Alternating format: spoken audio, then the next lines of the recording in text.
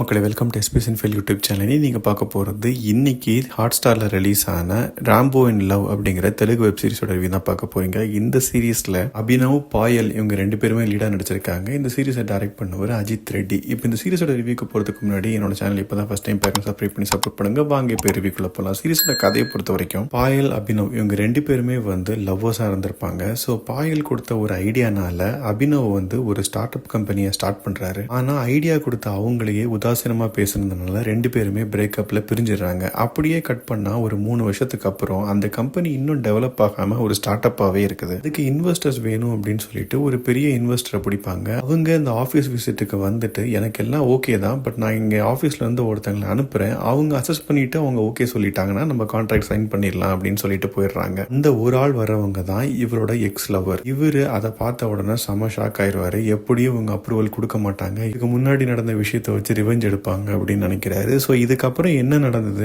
அவங்க அந்த ஆஃபீஸில் என்ன பண்ணுறாங்க, அப்ரூவல் கொடுத்தாங்களா இல்லையா, பிரிஞ்சு போன இவங்க ரெண்டு பேருமே ஒன்று சேர்ந்தாங்களா இல்லையா, அந்த ஆஃபீஸில் என்னென்ன கலாட்டா நடக்குது அப்படிங்கிறது தான் இந்த சீரிஸோட மிச்ச கதை. இது ஒரு காமெடி ட்ராமா ஜானர். இப்போ இந்த சீரிஸோட பாசிட்டிவ்ஸ் அண்ட் நெகட்டிவ்ஸ் பார்க்கலாம். எனக்கு முதல் பாசிட்டிவ் தோன்றது ஹீரோட பெர்ஃபார்மன்ஸ் நல்லாவே இருந்தது. இருந்த 4 எபிசோட்லயுமே ஒரு காமிக்கல் கேரக்டர் மாதிரி பண்ணியிருக்காரு, நல்லாவே பண்ணியிருந்தாரு. அதே மாதிரி ஹீரோயினும் சட்டிலா அவங்க பெர்ஃபார்மன்ஸும் நல்லாவே கொடுத்துருந்தாங்க. கூட இருக்கிற சைட் ஆக்டர்ஸ்லாம் பார்த்தீங்கன்னா ஒரு சில காமெடிக்கு கொஞ்சம் சப்போர்ட்டிவா இருந்தாங்க. இந்த சீரிஸோட மெயின் கோரே காமெடி தான். அந்த காமெடி ஓரளவுக்கு ஒர்க் அவுட் ஆயிருக்குது அப்படின்னே சொல்லலாம். சில இடங்கள்லாம் கொஞ்சம் ரசிக்கும்படியா தான் இருந்தது. டெக்னிக்கலாவும் சினிமோட்டோகிராஃபி நல்லா இருந்தது. இதெல்லாம் தான் இந்த சீரிஸோட பாசிட்டிவ்ஸ். இப்போ நெகட்டிவ்ஸ் பார்க்கலாம். நெகட்டிவா தோன்றது, இது ஒரு காமெடி சீரிஸ் அப்படிங்கிறதுனால சீரிஸ்ல இருக்கிற எல்லா எபிசோட்ஸ்லயுமே காமெடி இருக்கணும் அப்படிங்கிறதுக்காகவே திணிச்ச மாதிரி இருந்தது. ஏன்னா வளவளன்னு பேசிட்டே இருக்காங்க. ஒரு கிரிஞ்சான காமெடியா தான் இருந்தது தவிர சில காமெடி நான் பாசிட்டிவ்ல சொன்ன மாதிரி அதை தவிர வேற எதுவுமே ஒர்க் அவுட் ஆகல. முக்கால்வாசி காமெடி சொதப்பி தான் வச்சிருக்காங்க. அண்ட் பெருசா கதையும் இல்லை. நமக்கே தெரியும் இது ஒரு கேட் அண்ட் மவுஸ் கேம் மாதிரி தான் இருக்க போகுது அப்படின்னு. அதே மாதிரி தான் கொண்டு போயிட்டு இருக்காங்களே தவிர அதுல ஒரு சுவாரஸ்யமா இது வரைக்கும் கொண்டு வரல.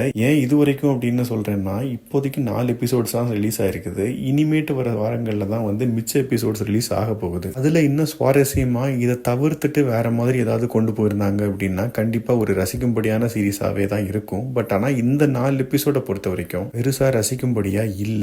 ஹாட் ஸ்டார்ல தமிழ் டப்பிங்லயும் அவைலபிளா இருக்குது. நீங்க பார்த்துட்டு உங்களோட ஒப்பீனியன் என்ன அப்படிங்கறத கமெண்ட் செக்ஷன்ல சொல்லுங்க. அடுத்த ரிவ்யூல சந்திக்கிறேன்.